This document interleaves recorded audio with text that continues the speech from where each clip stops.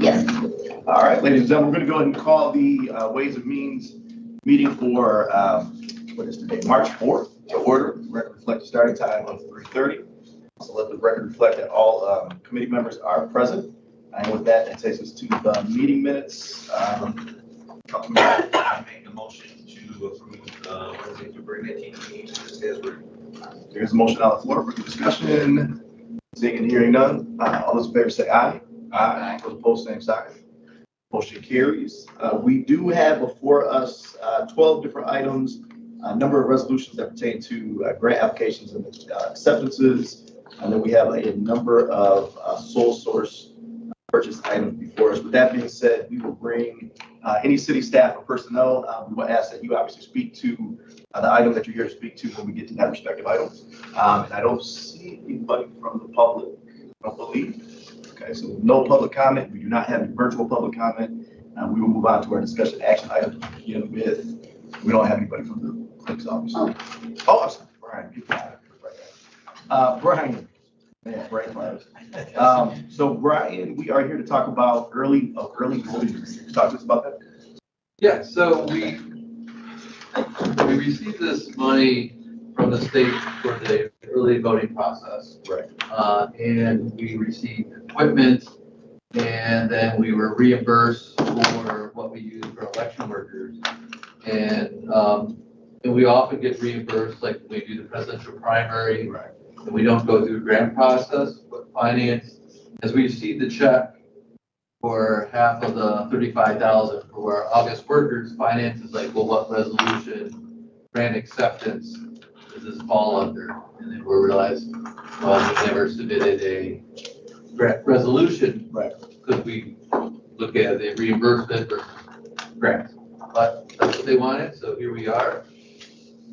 The equipment was already received, and the value of it was $160,000, and we expect to get $35,000 to pay what we've already spent. All right. We have any questions, comments from committee members? Internal auditor, you did review, recommended approval. So when do we actually receive it? Well, we got the equipment we got back in 2023, Right. December 23. Yeah. Then we got the first check for our August election was about, I don't have the exact amount, but it was about half our cost, so about $16,000. And then we'll have another check coming for our November cost, whenever the state gets around to. That's my bad. So we don't know if they're going to do this in the future. It was to get the early voting off the ground. All the costs for early voting covered. Got it. We also, so at the last Ways and Means, we actually approved acceptance of a half grant. Did you guys make those? I think the first line was 28. Yeah. Yeah. So we got that. Yeah, we're definitely. Fantastic. You guys are doing a great job. Great.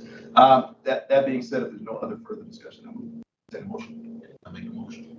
Motion on the floor for the discussion. Seeing none, all those in favor say aye. Aye. All those opposed, same sign. All right. Thank you for being here. We appreciate it. Thank you. It takes us to Mr. Dan Danke, our engineer with Public Service Engineer number, what is it? 38. Level 38. All right. Public Services. This pertains to a grant application from the Michigan Department of Transportation local bridge program. Every year, MDOT asks for applications for bridge funding.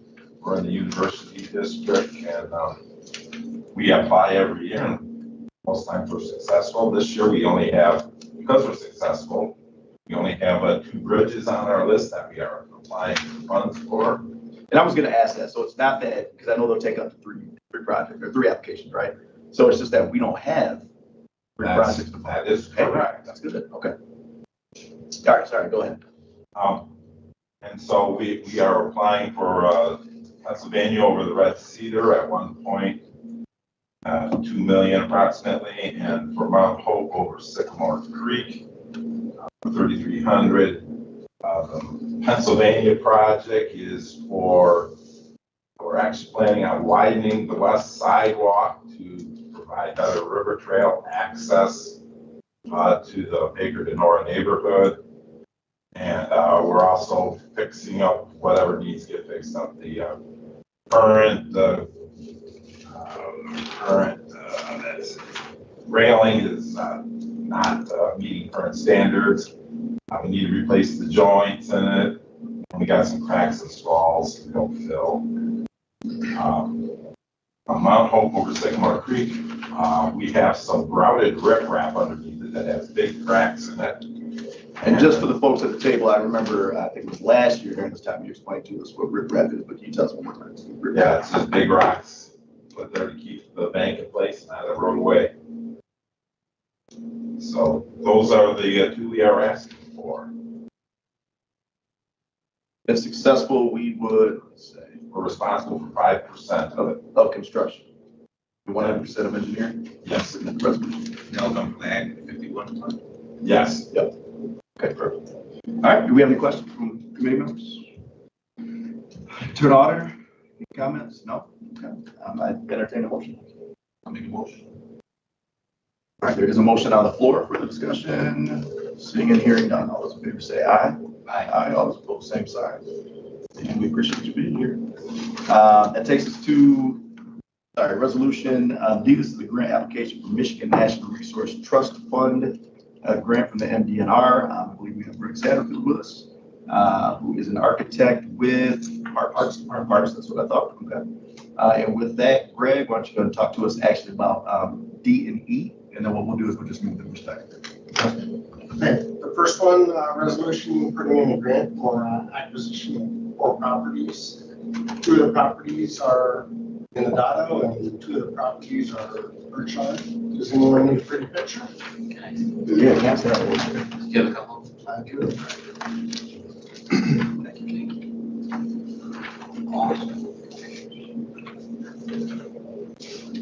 And the good thing about these 4 properties is Adado has 2 properties that we have an easement through their property north over Southern. And the other properties to the north are Birchwood, and one of them is, the very north one is adjacent to Birchwood. So that is in our 5-year plan to acquire as much riverfront property as possible, and these are all of that adequate.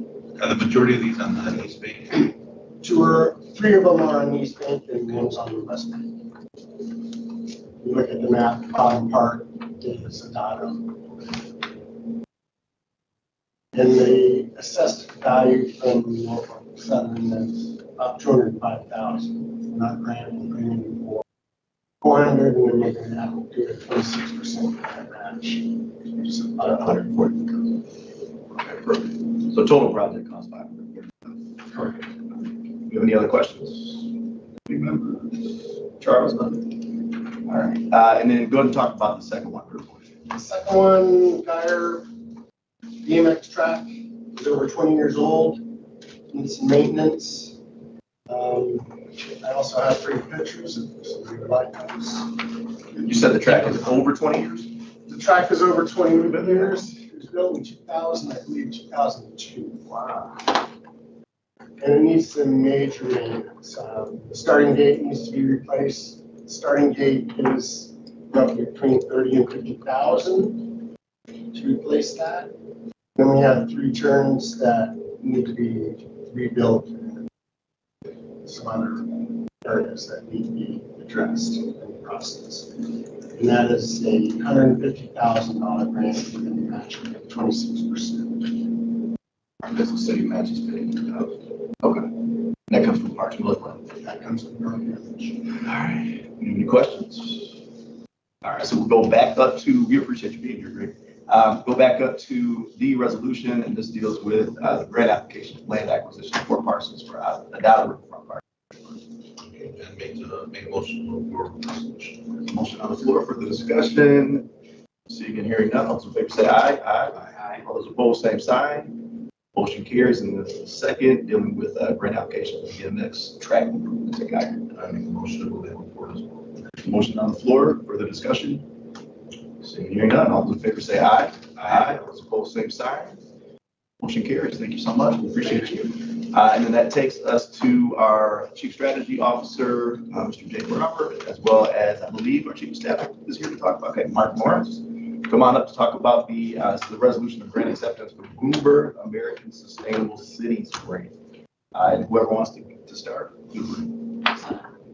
So overall, the city of Lansing, bringing the resolution here is a recipient of the Bloomberg American Sustainable Cities Grant, which will embed 3 innovation team members or IT members as city staff to help deliver a project aimed at reducing energy burden in disadvantaged neighborhoods by promoting tree canopy growth and use of solar.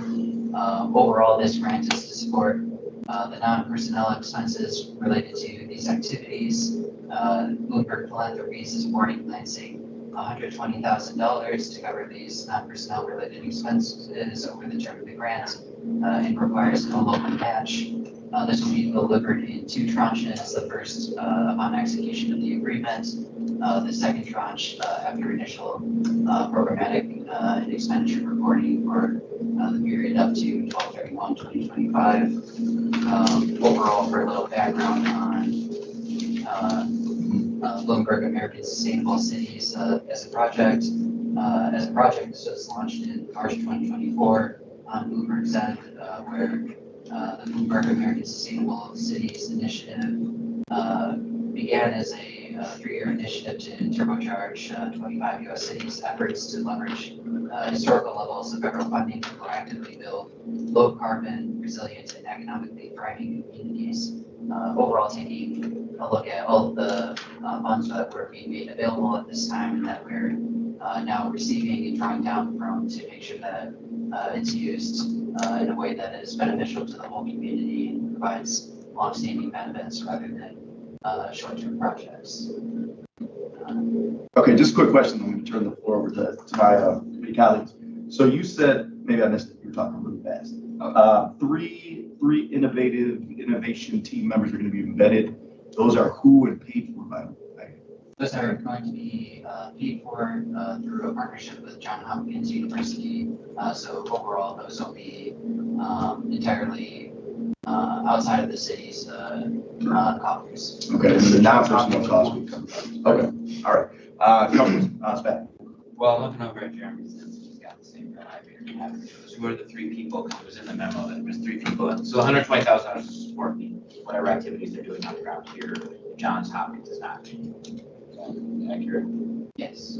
So it's going to be a team of 3 people. There's a director, a designer, and the 3rd person is probably a data analyst. The 3rd person is kind of a flexible position on us. But most cities, this is a program that Bloomberg has done over the last 10 years, and traditionally the 3rd program is the 3rd person is the data person. Are they existing people or are they? One is, we've hired a director so far. They're employees of Johns Hopkins. Correct. And I'm sorry, deliverable is, it's a plan and implementation. What is it? The deliverable is a little bit non-qualitative right now. It's the nice thing about the Bloomberg folks are they're letting us sort of go where the data takes us. So they're letting this team sort of study what the community needs and design a plan to increase Black wealth in the city by promoting sustainability and racial wealth equity. So that's the direction we're headed. We're looking at doing that through weatherization, through tree canopy, through solar. We're going to need a fair amount of landlord cooperation. There's going to be a large amount of community outreach. But we're still pretty early on in the process. So it's No, I love the spirit of it. I just hope they're a tangible outcome. absolutely Okay. That's required of the process. Awesome. Okay. Councilman Garden. Yeah, so can you please expand a little bit on the non-personnel related expenses? Like It's computers and phones and training and any mileage. professional services that yeah. require outside contracts, whatever is needed for, in addition to the people, for them to be able to do their job and fulfill their mission. Overall, part of their benefit is that they have a degree of independence from other city-related projects that they can focus 100% of their time and attention towards this particular issue and making sure that they get the maximum benefit without all of the other requirements of local government services. So they're able to tackle this as full-time subject matter experts in this area. Okay. And Could you describe disadvantaged neighborhoods? I know you mentioned something about the Black community. Is this just going to be strictly targeted to that particular community? We're going to, I think, start by focusing on the three neighborhoods of focus that we've identified. And what are those? It'd be the Victor Nor neighborhood, Pleasant Grove and Holmes, and then that track 68, it's kind of the northwest part of the city. But again, we're gonna let the data kind of show us where to go. But that's where we'll start. Thank you. Any further questions? That's it. Councilman Spataford, you have anything else? All right, with that, we need a motion. All right, motion on the floor for the discussion. Seeing and hearing none, all those in favor say aye. Aye. All those opposed, say sorry. Sorry. Motion carries. We certainly appreciate you guys being here. Thank you. Thank you so much. Thank you for your job. Yeah, absolutely. All right, so that takes us to, we are at item G. This is the resolution of donation acceptance for Women's Lawyer Association of Michigan. We do have Shirley here. Yes. Yeah. Mid-Michigan individual donations to the Lansing Police Department Care Unit. You're up. Hello, everybody. So it's as simple as the association held a benefit. The care unit was the benefactor of the benefit. And I do have Sarah Tunney here with me today. She is the care director. That if you had any specific questions where those funds would best be utilized, whether it be for PPOs that people don't have the funds paid for, personal needs like that. But she can speak to specifics. As there was no direct, a lot of times when we get donations, they're specific to, this $200 is for diapers. Right. None of those funds that we received through that were specific, other than to benefit the agency for its purposes. So the total here is $3,831.96. Yes. And then your name is, I'm sorry, Sarah. Sarah Tunney, Tunney. Perfect.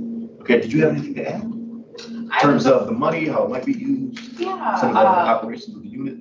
we do have grant funds to provide clients with a lot of things, but there are many things that come up. Some of them I don't even know what they are yet, because there's always something new. But for example, something that grant funds don't cover is uncovered medical expenses or vehicle repairs. And so our program promotes the empowerment of survivors who are leaving intimate partner violence relationships, and we try to empower them in all different directions of their life to live license to community. Sometimes it even includes relocation costs. Yes. They're able to be in a different common environment, but the costs incurred by having that move take place is not a part of our general operating. So. Got it. That's fantastic information. Do we have any questions? No. Charles? No questions, just appreciate the event and thank you very much for the donation. As part of and I want to thank our office staff, as part of the motion to accept this, we do need to amend the resolution. So if you look at the second whereas, we just need to take one of the foster services.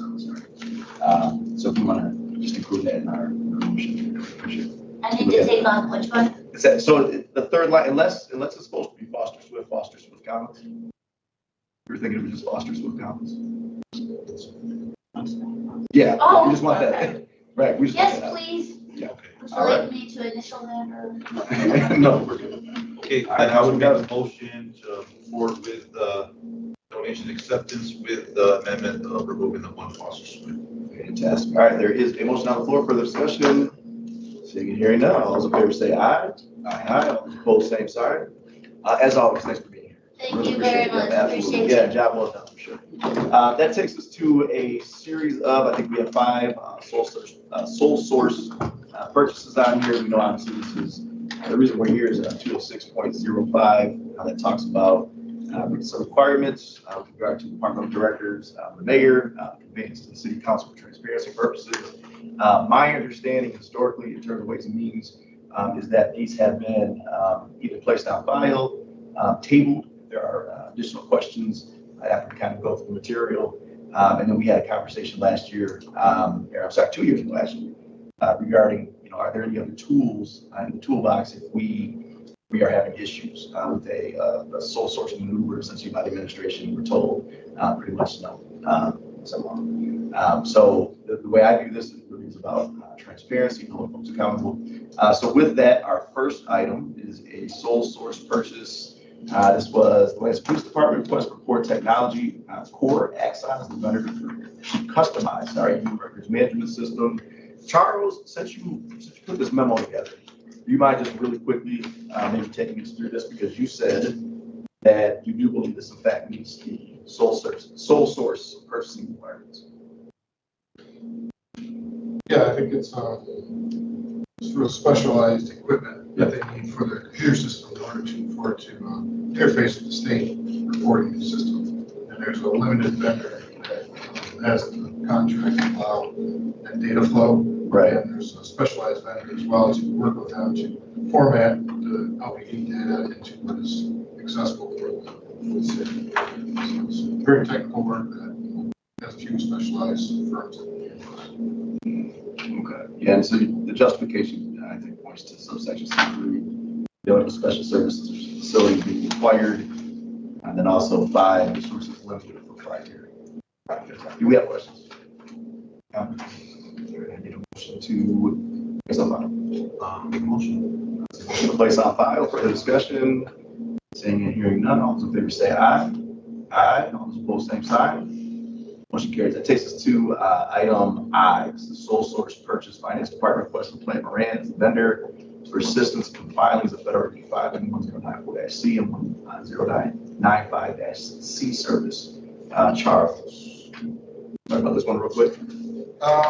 Yeah, this is, again, specialized services for reporting for tax information. I think we've used this firm quite a few years, so they're quite familiar with our systems and reporting requirements. So this is just another, sadly, same as last year, reporting that we're hiring a firm out to do this for us, a specialized service again. Right. Yes. Plant Moran does our audit, correct? No, they don't. Okay. Yes. So Plant Moran, obviously we see their name quite a bit. We don't have them on retainer in this city at all. That's my question. Any other, so with no other questions, I entertain a motion. Want to make a motion? Motion on the floor. Just make sure they file documents attesting we have healthcare. Right. All right, all those in favor say aye. That was years ago, but aye. All right, that takes us to item H. Or no? Yes, no. We already did that. Sorry, Shay. This is, I'm thinking we already did. Sole source purchase, Public Service Department wastewater division request for Hamlet Environmental Technologies as a vendor for the purchase of a stainless steel slide gate for ultraviolet disinfection channel number 3. Do you have anything to add or to lighten us on, Mr. Randall? You did a great job, by the way. I hope so. That was a lot to read. A lot to understand. We appreciate it. Actually, I've attended these meetings on the past. Okay. And what I like to do is to describe what the heck this is. And I'm sorry, your name is? My name is Bill Brunner, plant engineer for the wastewater division, public service. Perfect. So, why don't you describe it? Yeah, What please do. is it? Yeah. And then why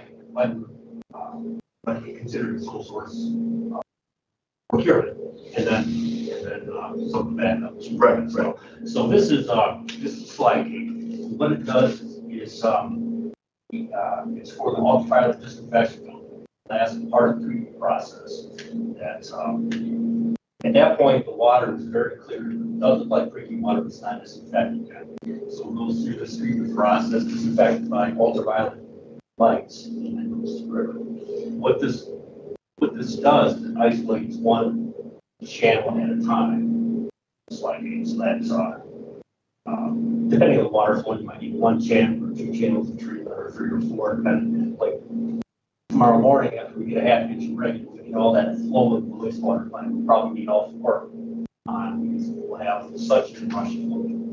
Right. So that's what that does. It isolates the equipment for treatment and also for treatment of the water, but also for maintenance of the equipment. And what this does is it replaces channels like this. There used to be originally butterfly gates that move like this, like butterfly gates, right? And they're cast iron. So they last a long time, but they've been failing. I mean, water, iron and steel with water, that's rust, right? So what we decided to do when we had to replace one of these things a few years ago, to try a slide gate, and just simply slides up and down, so a little rectangular slide the equipment. And able to do that, and actually we're on the top, which automatically moves the up and down. And it worked wonderfully. And it was a lot cheaper than that to get replaced with butterfly gate. So we've standardized to that piece of equipment, that manufacturer. We have 2 there now, this is the 3rd one. Got it. Okay, that makes a lot of sense. And that's the internal workings of a valve, correct? What you're talking about? Yeah, it's a type of valve. So now, what's the difference between having one like that and a butterfly? It's just a slow flow down? Why would you use one of a gate instead of a butterfly? It serves the same purpose. Butterflies are more expensive, really, when priced to replace. And we thought, well, Jesus, bring it down anyways, cast iron, can't get them with stainless steel. Like these slide gates, we can use in other parts of the plant. Let's see if it'll work here. Get it out wonderfully. And it's going to last way longer than butterfly valves. So it's great. It's a great market for us. We won't have to touch it for years and years and years. So replacement parts of these things are, you have elastomerics and rubber-ish type materials that seal the water, seal it so water can get through. Much maintenance for us on that. So it's an exciting project. So in all my time on council, I have not taken a tour of the plant. Who do I contact? Come on out. Just, you can give me a call. You can give Keith a call or Yeah, it's something I Do it on a cold day. do. Don't do it in summer. Just the upwind portion. I was gonna say, yeah, Brett doesn't smell great. All right, we need part of it doesn't smell great, part of it smells. So, Especially right now. we'll take your word for it. Maybe you wanna, stick with that. All right, we need a motion. All right, I'll make a motion. All right, there is a motion on the floor for the discussion. All right, all those in favor say aye. Aye, those opposed, same side. All right, thanks, Bill. Really appreciate you being here. Takes us to item K. Yeah. Oh, yeah, you're right, sorry. Public stores, yep, so we have 2 more of these. One is the request for Ironbrook as the vendor for the purchase of system lamps this time and replacement parts. All right, go ahead. Yeah, it's another ultraviolet disinfection area treatment process. So what this is for the light bulbs themselves. Bulbs are set in a rack. You've got, I forget how many across and how many down, but they're long like these lights, a little bit longer. You get ultraviolet light and then use to disinfect the water. You've got the light bulb and it's covered by a clear quartz tube that seals and prevent water from leaking. And these are OEM replacement parts for this ultraviolet. And so the vendor's Ironbrook, where are they located? They are in Canada. So we had quite. And I should ask you the same thing about Hamlet. Do you know where they are? Hamlet's a distributor. They're in Holt, not Holt, Howell. Between here and Detroit, it's big, it's Howell. Okay. Have you already ordered? I'm sorry. Yeah, go ahead. Have you already ordered this from Ironbrook? Yes. Okay, yes. We had a heck of a time getting them to get it out of the country during the COVID crisis. I was just wondering if we're gonna That was quite see a tariff on it. Yeah, luckily we got them before the tariffs were enacted, so that's good. Person that one. Any questions, points of clarification? Seeing none. I'll make a motion to put someone The motion on the floor for the discussion.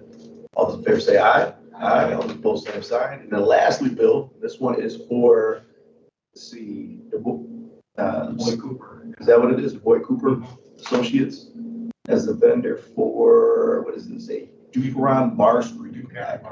Duper. Okay, go ahead. Manufactured in Saginaw. Saginaw. So that's no tariffs there, right? Unless we get to fight with Saginaw. Boy Cooper, I believe, is located in Grand Rapids, their area, the state distributor for that product. So what it is, a bar screen, it's at the head of the plant, and it prevents beach balls, logs, and stuff from getting into the plant. It's a screen that blocks stuff from getting into the plant. Okay. And we replaced all the screens in the screen building at the plant with repair bar screens. In order to do that, we conducted quite a study with several different manufacturers, several different types of bar screens, and settled on repairing in their bar screen. Here's all of our stuff from that exhaustive surge. And why we did that is because the screens before we were chose low bidder on the project, and what happened was it's hard to believe that you could get rags in wastewater, but lawn rags are very common, very prevalent, and those screens are not getting out and through it into the plant. And any rotating piece of equipment, it's wrapped around, and you look in there quite frequently, see like big balls of fabric wrapped around rotating pieces of equipment, expressing motors. So we didn't want that. Right. So we decided to repair. The parents worked wonderfully well for us, and this project is for our equalization basin project, but the bar screens are for the pump station as part of that project. The funding is through SRF, State Revolving Fund loan, and the sole source. We ran that by the state representative to get his approval, and he approved the sole source purchase. Things cool about the nuclear bar screen, well, they're just in Saginaw. All the wraps and all the materials are located very close. You have to drop, place the equipment, right there. The bar screen is each bar is a thin rectangle, one thin rectangle, they're all put together, make a screen, and they're scraped of stuff that sits on and gets through it by teeth that move over the face of it. And the teeth of the parent go all the way through that screen and scrape that whole length of the bar, where the other ones don't do that. That was part of our problem. Screens were being blinded by grease. And then when the grease being pushed through it, grab all these rags and then the teardrop shape, which means that the stuff that's hanging onto the back side of it or the middle of it is pushed all the way through. And there's a cool feature on the scrapers that if you log or something in front of it, lodge in front of it, they'll ride up over it and won't damage the equipment at all. Gradually bring it to the top and get it out of there. Whereas it won't jam and wreck the motor, Right. shaft, and ruin everything. So very cool piece of equipment. Inexpensive. Very expensive. These are not cheap. There's two for this one, and full length down into a level placement of the pump station. It's very, very neat. So they had to be tall. We got them with the mirror that fit right with the equipment. And that whole package together, I think it's about $800,000, something like that. Was the total cost of that. In talking with the representatives and engineers today, it seems like the pricing is very similar to what it was before. It's about there are a lot of minimum pack pricing, and we feel it's superior equipment. Councilman Garza, Councilman Spafford, questions? No, I've thought about it. Yeah, absolutely. And Charles, I should ask John the other two. Did you have anything to add? No, I mean, he's had more than one I could figure out. Right. I got you. Or maybe set, I was gonna say, set yourself up a tour. Yeah, let me know when you go. Yeah, absolutely. Go. In my letters, I try to add stuff like that to kind of explain it, and Andy wants me to get rid of it, so we have that. I said, well, it's trying to do, because you guys need to understand some of what I'm trying to explain to you, so I gotta explain it to more than just, Right, right. No, we appreciate that. Councilman Garza. Okay, I make a motion to place the sole source purchase on file. Motion on the floor, further discussion. Seeing and hearing none, all those in favor say aye. Aye. All those opposed? Okay, for real this time, thank you. We appreciate you. Thank you very much, appreciate it. Any other business for the body? Hearing none? And you have a quick second? I do, yep. Yeah. Where's the guy?